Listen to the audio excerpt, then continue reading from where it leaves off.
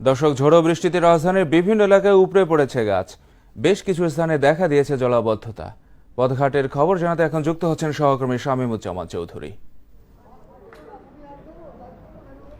যেমন প্রথমে জানিয়ে রাখি, আজকে আবহাওয়া অফিস জানিয়েছে ঢাকায় সকাল থেকে প্রায় 65 মিলিমিটার বৃষ্টি রেকর্ড করা হয়েছে। আর 65 মিলিমিটার বৃষ্টিতে কিন্তু ঢাকা শহরের বিভিন্ন রাস্তায় কিন্তু প্রায় হাঁটু পানি, অনেক জায়গায় কোমর পানি জমে গেছে। আপনাকে যদি আমি একটু রাস্তার চিত্রটা দেখাতে চাই, সেটি হচ্ছে যে আমি এখন রয়েছে ধানমন্ডিতে। এই এলাকাটিতে আসলে 30 থেকে 35 মিলিমিটার বৃষ্টি হলেই কিন্তু আসলে প্রায় হাঁটু পানি জমে ওঠে। এখন কিন্তু যারা জরুরি প্রয়োজনে জীবিকার তাগিদেই বের হচ্ছেন, তারা কিন্তু আসলে ব্যাপক হোঁচট খাচ্ছেন, তারা কিন্তু যেতে পারছেন না। এবং প্রাইভেট কার যখন যাচ্ছেন তখন কিন্তু রাস্তার মাঝপথে গিয়ে কিন্তু বন্ধ হয়ে যাচ্ছে। এছাড়া ধানমন্ডির পাশাপাশি আরও বেশ কয়েকটি জায়গায় কিন্তু পানি জমেছে, মিরপুরেও হাঁটু পানি জমেছে। এছাড়া যাত্রাবাড়ির যে অংশটুকু রয়েছে, সেই অংশটুকু মূল যে রাস্তা, সেই রাস্তাটি থেকেও কিন্তু হাঁটু পানি জমেছে। আমি সেখানে দেখে এসেছি।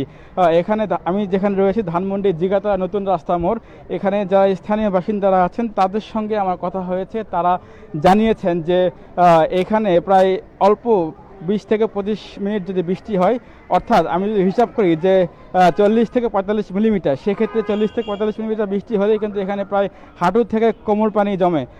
এখানে একটি স্থানীয় স্কুল রয়েছে, ধানমন্ডি আইডিয়াল স্কুল, সেই আইডিয়াল স্কুলের ভিতরে কিন্তু পানি জমে গেছে।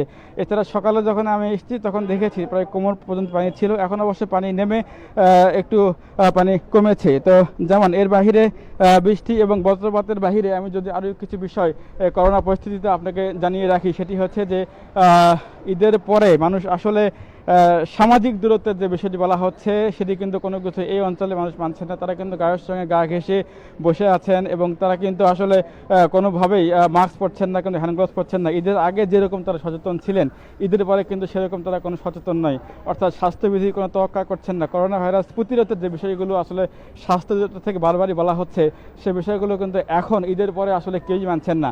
তো যেমন ঝড়ের কারণে ঢাকা শহরের বিভিন্ন রাস্তায় যেমন গাছ পড়ে যানবাহন প্রতিবন্ধকতা সৃষ্টি হয়েছে, ঠিক তেমনি বিভিন্ন অলিগলিতে বৃষ্টির কারণে 65 মিলিমিটার বৃষ্টি আবহাওয়া অফিস জানিয়েছে। সেই বৃষ্টির কারণে কিন্তু বিভিন্ন রাস্তায়, এমনকি প্রধান সড়ক, সেখানেও কিন্তু ব্যাপক পানি জমেছে। এবং পানি জমার কারণে যারা এই মুহূর্তে জরুরি প্রয়োজনে বের হচ্ছেন, তারা কিন্তু আসলে সেই জায়গাগুলোতে আসলে যেতে পারছেন না, তারা অন্য বিকল্প রাস্তা ব্যবহার করছেন। তো যেমন এখন এই ছিল আসলে আমার কাছে সবশেষ অবস্থা। ধন্যবাদ শামীম।